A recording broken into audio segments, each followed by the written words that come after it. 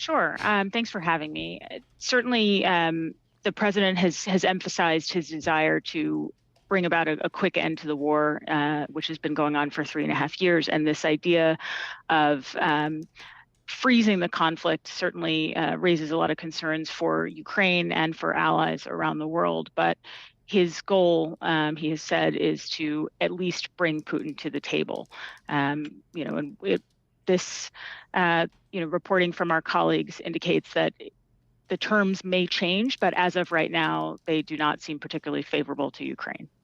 Was this expected, or did you see this coming? And what will this mean moving forward for both Russia and Ukraine? Sure. I mean, there have been some sort of mixed signals from the president. He's initially showed a lot of frustration with Ukrainian President Zelensky.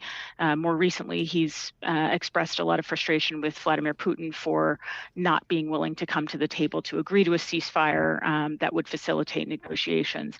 So it's really been something of a moving target, and everyone's been waiting to see where President Trump really would come down on this.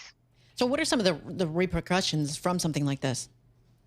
Well, I mean, if Ukraine has constitutional restrictions against things like ceding territory, which would be part of Russia's demands on this. Russia wants to retain Crimea and regions in southern and eastern Ukraine that it has held for really since 2014.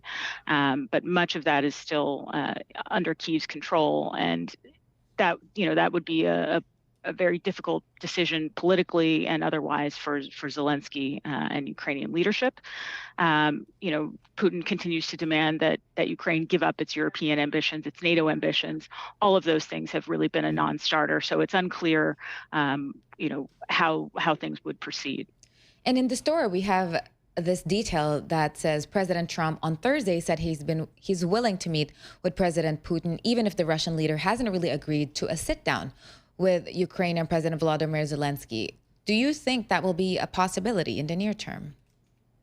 I mean, it's possible. President Trump said, he doesn't like to wait, and he wants to move this forward and to end the war. And if a meeting with Putin, even absent an agreement between Putin and Zelensky to meet, if he thinks that is going to help things to progress, I think President Trump has indicated he will do that. And then there's also Kremlin policy aide Yuri Ushakov saying that they're still really finalizing details for a meeting within the next few days. But the U.S. had previously offered to recognize Crimea as Russian and any part of the deal to really just halt the war. What are we expecting to hear from Washington at this point? Well, I mean, that remains to be seen.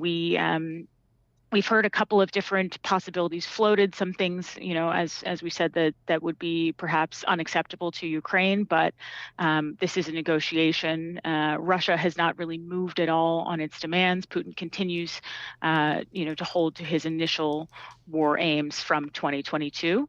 And so, it's unclear how much Washington is willing to push Ukraine to concede at this stage. All right, and just to wrap up, just to recap, what will an agreement essentially do?